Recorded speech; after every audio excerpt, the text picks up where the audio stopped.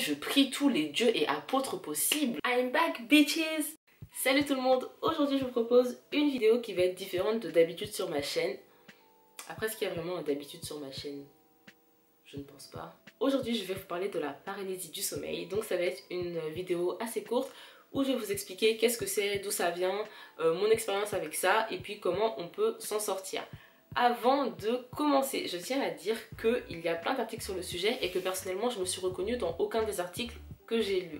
Je crois personnellement qu'il y a autant d'expériences de paralysie du sommeil qu'il y a de personnes en fait, en tout cas pour les personnes qui font plusieurs paralysies du sommeil et qui font ça assez fréquemment, ce qui est mon cas. Pourquoi je fais cette vidéo? Je sais pas. J'ai juste eu envie d'en parler et aussi parce que quand j'en ai parlé aux gens, personne captait c'était quoi en fait. La plupart des gens ils disent waouh ça a l'air chelou, c'est trop bizarre, machin. Du coup je vais vous expliquer comment ça marche. En fait c'est que vous allez être réveillé, donc vous allez être conscient. Vous allez entendre ce qui se passe autour de vous, mais votre corps il va pas vous répondre. Vous allez être littéralement paralysé. Vos muscles ne vous répondent pas. Vous êtes conscient, vous voulez bouger, vous pouvez pas bouger. Vous avez la sensation que votre corps est mort et qu'il n'y a que votre âme et votre conscience qui est restée. En fait, t'es réveillé, mais ton corps il dort.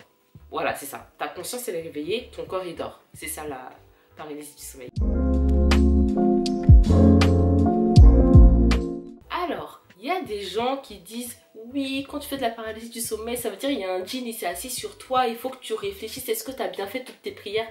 Vas-y vous. Quand on dort, on a des phases de sommeil, donc on a des phases de sommeil qui sont plus profondes et des phases de sommeil qui sont plus légères. Et en fait, la période du sommeil pendant laquelle on rêve, c'est la période qui est assez profonde. À ce moment-là, votre cerveau n'envoie plus de signaux à vos muscles. En fait, vos muscles, ils sont éteints. Ils vont pas recevoir d'ordre du cerveau pendant que vous rêvez. Votre cerveau, il coupe la communication avec les muscles.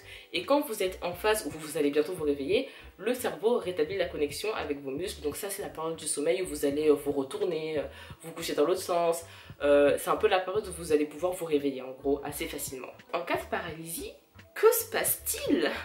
Votre cerveau, il arrive en phase éveil et cet imbécile, il n'envoie pas le signal à vos muscles. Et du coup, vos muscles, en fait, vos muscles, ils sont encore dans une phase d'endormissement profond pendant que votre cerveau est quasiment au réveil. Et ça fait flipper. Je vais vous raconter mes expériences de paralysie du sommeil pour que vous compreniez en fait la sensation que ça a fait. Je vais vous décrire la sensation que moi j'ai eue. Alors, la première fois que j'ai fait de la paralysie du sommeil, j'avais quelque chose comme 12-13 ans. On était en voyage scolaire en Angleterre et du coup il y avait deux filles de ma classe dans la chambre avec moi. Et je me souviens très bien m'être réveillée et d'avoir gardé les yeux fermés parce que je voulais profiter du fait que c'était pas encore l'heure de se réveiller quoi. Du coup, j'ai gardé les yeux fermés et tout et le monsieur de la famille d'accueil est venu frapper à notre porte et dire les filles c'est l'heure, levez-vous, on part genre dans une heure et tout. Du coup j'entends les deux filles de ma classe dire oh je vais à la salle de bain en premier, non c'est toi qui y vas. Et après elles disent ouais vas-y Téné, elle se réveille jamais parce que moi j'aimais trop dormir, du coup j'étais toujours la dernière réveillée et tout machin. Et du coup elles disaient ouais Téné elle est encore en train de dormir. Et moi j'essaie de leur dire ben non je dors pas. Et quand j'essaie de leur dire je ne dors pas, ma bouche n'a pas bougé, mes yeux ne se sont pas ouverts et aucun son n'est sorti. Genre ils commencent à dire ouais ça fait longtemps qu'il est venu et tout, vas-y Téné réveille-toi. Et moi j'essaie de leur dire mais je suis réveillée. Et en fait ça fait voilà, ça donne à peu près ça. Et elle commence à rigoler en mode haha, elle parle dans son sommeil et tout, haha. Et moi j'étais là mais aidez-moi, aidez-moi, je suis coincée dans mon corps. Et en fait je m'entendais, ça faisait voilà. Et du coup ça a duré très longtemps et après je ne saurais pas vous expliquer, je me suis rendormie et je me suis réveillée. Et mes copines elles m'ont dit ouais mais t'es née, tu parles dans ton sommeil. Et je leur ai dit non, je parle pas dans mon sommeil, j'étais en train de vous dire que j'étais réveillée. Après je me suis dit mais n'importe quoi. Et en fait vu qu'elles connaissaient pas, elles m'ont pas cru. Et j'étais même capable en fait de leur dire ce qu'elles avaient dit au mot près. Mais bon après en même temps c'était des phrases qu'elles disaient tous les matins. Du coup je me suis dit oui mais non mais vas-y, c'est parce qu'on dit ça tous les jours et tout. Du coup elles m'ont pas trop cru. Bon cette expérience m'a pas spécialement traumatisée, hein. C'était la première fois. Et puis c'est tout, j'en ai même pas parlé à mes parents quand on est revenu en France parce que ça m'avait pas plus marqué que ça. Après j'en ai plus refait pendant des années, mais après j'ai recommencé à en faire peut-être quand j'avais 18-19 ans et là, Là, c'est un autre délire. Je sais pas si vous connaissez, il y a un livre qui s'appelle La mort d'Olivier Bécaye. C'est un livre que j'étais obligée de lire quand j'étais au collège. Et dans ce livre, on a Olivier, du coup, qui est mort pour tout le monde, mais lui, il n'est pas mort. Il a toute sa conscience. Et genre, il y a sa femme qui pleure, et lui, il essaie de dire à sa femme, ne pleure pas, je ne suis pas mort. Et il peut pas bouger. Et bah, je vous jure que quand t'es en paralysie, t'es Olivier Bécaye. Ton corps, il est mort, toi, t'es vivant, et t'essaies de dire aux gens, hé, hey, touchez-moi. Ah oui, parce que ça, c'est très important. Quand t'es en paralysie, tu as la sensation et la conviction que si on te touche, tu te réveilles. Et j'ai appris que c'était le cas. Si on te touche ou qu'on te pince, tu vas te réveiller. Mais les gens autour de toi, ils savent pas ça. Donc voilà. Et en fait, ce qui se passe, c'est que la paralysie du sommeil, ça s'accompagne de la peur et de l'angoisse. En angoisse, genre ton cœur, il palpite. Vraiment. T'as vraiment l'impression que en fait, les gens, ils vont venir te réveiller, penser que t'es morte et qu'ils vont aller t'enterrer. Et le problème de la paralysie du sommeil, c'est que c'est très dur de s'en réveiller. Un jour, j'ai fait une paralysie quand j'étais un peu plus grande. Et cette paralysie-là, je me souviendrai tout le temps, je faisais une sieste dans le salon et ma mère, elle a dit « Waouh, il commence à faire tard, Téné, elle a beaucoup dormi. » Et à ce moment-là, j'étais déjà en état de paralysie. Ah oui, parce que souvent sur les sites, ils disent « Oui, ça dure que quelques secondes. » Moi, ça dure des longues minutes et c'est pas dans ma tête. Je sais que ce sont des longues minutes parce que je suis consciente de ce qui se passe autour de moi. Donc je sais que ma paralysie, elle dure longtemps, genre 5 bonnes minutes, tu vois. Et 5 minutes, c'est long quand tu crois que t'es mort. Franchement, t'es dans un délire où tu te dis, en fait, là, à tout moment, il y a une lumière qui va s'allumer, je vais marcher vers mon jugement. Vraiment. Genre, je rigole, mais c'est vraiment ce qui se passe dans ma tête quand je suis en paralysie. Bref, ma mère, elle a dit, ouais, Téné, elle a fait la sieste grave longtemps, demain, il y a école, machin. Et moi, j'essayais de dire à ma mère, mais maman, touche-moi, touche-moi. Genre, juste fais ça, ça va me réveiller. Mais il n'y avait pas de son qui sortait. À ce moment-là, à l'intérieur de toi, t'es en train de pleurer. Mais les larmes elles peuvent pas couler parce que tes muscles ils sont pas là. T'as envie de bouger mais tu peux pas bouger et tout. Ma technique c'était en fait de m'apaiser et de me rendormir. Parce que comme je vous ai dit, en fait, t'es réveillé mais ton corps il dort. Mais toi t'es réveillé. Et du coup en fait, quand je vois que c'est de la paralysie, avant j'essayais trop de bouger mais rien n'y faisait. Du coup je montais encore plus en panique. Et donc la technique que j'avais c'était vraiment de essayer de ralentir ma respiration. Ah oui, souvent quand t'es en paralysie, t'as l'impression de pas avoir d'air en fait. Donc ça n'aide pas, mais bon, je me dis, allez Téné, c'est bon, tu connais, c'est la paralysie du sommeil, allez hop, tu te calmes, tu respires doucement, tout va bien se passer, tu vas te rendormir et puis tu vas te réveiller et tout ira bien. Il faut en fait que j'arrive vraiment à me calmer et quand je suis calme, je me rendors, je retape un cycle et à la fin du cycle, je me réveille normalement. Pourquoi c'est angoissant la paralysie du sommeil? Parce que quand on en fait beaucoup, on développe la peur de l'endormissement. Il y a eu des périodes où je faisais tellement de paralysie, genre j'en faisais 3-4 par nuit. Et bah en fait à ces moments-là j'avais peur de dormir parce que dès que je dormais je partais en paralysie du sommeil. Et comme je vous ai dit ça fait grave peur. Et donc il y a un moment où je dormais plus parce que en fait tu développes une anxiété face au sommeil. J'avais peur de dormir. Et c'est assez fréquent en fait d'avoir ça comme conséquence. Dans les articles que j'ai lus, on disait que la paralysie du sommeil c'est quelque chose qui peut toucher tout le monde, mais genre 1 à 2 fois dans ta vie. Moi j'étais à 3-4 fois par nuit, c'est très très différent. Et j'ai appris aussi qu'il y avait une deuxième technique pour s'en sortir. Et cette technique là c'était d'essayer de bouger les extrémités, donc les doigts, les orteils et vos yeux, donc faire des... Moi, quand je suis en paralysie du sommeil, mes yeux sont fermés. Mais je sais qu'il y a des gens, apparemment, qui peuvent avoir les yeux ouverts. Donc, c'est encore pire parce que t'es comme ça, tu vois ce qui se passe. Mais ton corps, il a dit non, c'est encore pire. Je crois que c'est pire. Je préfère avoir mes yeux fermés. Hein. Donc, en fait, mes yeux, ils sont fermés, mais je fais bouger mes pupilles à l'intérieur. Je fais genre... Voilà, des trucs comme ça.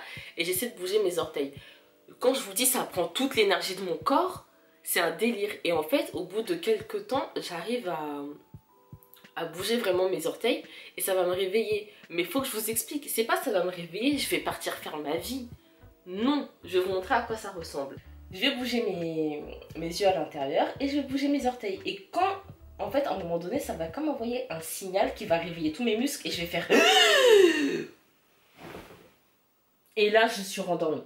Vraiment, s'il y a quelqu'un qui dort avec toi, il a l'impression que t'es possédé. Quand moi je fais de la paralysie du sommeil, j'ai juste envie de me réveiller et de me réveiller, genre sortir de mon lit, partir faire un tour. Je veux pas me rendormir parce que ça fait trop peur. Et voilà, pour l'instant c'est la seule option que j'ai. Et juste après un épisode de paralysie, je suis très fatiguée. Du coup je me rendors mais de manière profonde. Seigneur. Et après je me réveille et je vais bien. Ou des fois, genre, quand je fais mon truc de l'exorciste, là, genre, et je me recouche, je suis pas endormie encore. Genre, je peux ouvrir mes yeux, mais je peux pas trop bouger. Genre, mes muscles, ils sont pas encore là, mais je peux ouvrir mes yeux, je peux vite fait bouger la tête. Mais je sais que je vais pas pouvoir faire grand chose, quoi. Je suis obligée de me rendormir et de retaper un cycle du sommeil. Que je voulais vous dire sur la paralysie du sommeil, c'est que ça c'est mon expérience à moi de comment je vis la paralysie. Mais il y a des gens, ils voient des esprits quand ils font de la paralysie. Il y en a qui ont des hallucinations auditives, il y en a qui voient des esprits, il y en a qui disent oui, j'ai senti quelqu'un s'asseoir sur moi, j'ai entendu quelqu'un marcher, j'ai senti une présence satanique. Franchement, force à vous. Il y a un truc, c'est que en fait, j'ai appris aussi qu'on était plus sujet à faire de la paralysie du sommeil quand on était très fatigué, et 2 quand on dormait sur le dos. Donc depuis, qui dort sur le dos ici? Je dors plus sur le dos. Je suis toujours en train de dormir sur le côté. J'ai mal aux épaules tellement je dors sur le côté. Genre je sais pas, dormir sur le dos c'est la meilleure pause. Mais j'ai peur. J'ai peur, je ne dors plus sur le dos. Des fois je m'allonge sur le dos et tout. Mais dormir, jamais. C'est pas, je peux pas le faire. Mais des fois quand je suis trop fatiguée, bah, je fais pas exprès, je m'endors sur le dos. Et sans surprise, je pars dans un épisode de paralysie du sommeil. Quand je suis très fatiguée, je sais que je vais avoir plus de chances de faire de la paralysie du sommeil. Et comme c'est quelque chose qui est angoissant, à ce moment-là, au moment où je m'endors, je vous promets, je prie tous les dieux et apôtres possibles. Et je dis, je vous en supplie les esprits, venez pas me voir dans ma paralysie, s'il vous plaît, j'ai déjà assez peur comme ça, s'il vous plaît, n'hantez pas ma maison, ne hantez pas mon sommeil, je vous en supplie, Jésus, Marie, Joseph, Bouddha, Karma, Chance, Dieu, Judas, qui tu veux. Je vous promets, je suis comme ça avant de dormir parce que il y a des gens, ils voient des esprits. Est-ce que vous m'avez entendu? Ah non, quoi? Et du coup, bah, comme je l'ai dit, pour sortir de la paralysie du sommeil, soit tu t'endors, soit tu arrives à bouger. Après, apparemment, il y a des gens, quand ils bougent, en mode, ils sont réveillés, en mode, ils sont tout pimpants et tout, alors que moi, je suis une loque après ça. Enfin, voilà. Faut savoir que la paralysie du sommeil, c'est un réel trouble et que, enfin, quand on fait 1 ou 2 fois, ça va, mais quand on fait plein là, c'est un vrai trouble. Ça peut être un des symptômes de la narcolepsie. Et à ce moment-là, tu vas voir un médecin et on va te bourrer de médicaments. En gros, on peut te faire prendre des somnifères tous les soirs de manière à ce que tu dormes tellement profondément que ton cerveau va jamais réussir à passer comment dire, en fait ton cerveau va jamais réussir à passer au sommeil léger. Et donc ça va réduire ta paralysie en fait, parce que tu vas dormir profondément tout le temps. Personnellement, j'ai pas envie de prendre des médicaments, donc voilà, je vis avec ma paralysie du sommeil. Je fais on va appeler ça des crises un peu par période. Je crois que la dernière fois que j'en ai fait, c'était il y a quelque chose comme il y a 1 mois. J'en ai fait 2 dans la même nuit et après j'ai pas trop dormi hein. Voilà. Écoutez, c'est tout pour cette vidéo. J'espère que je vous aurai appris un truc.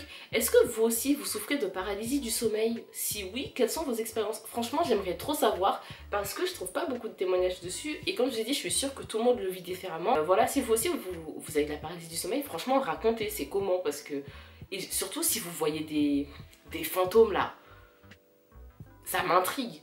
Genre, j'espère vraiment que ça m'arrivera jamais, mais ça m'intrigue. Donc...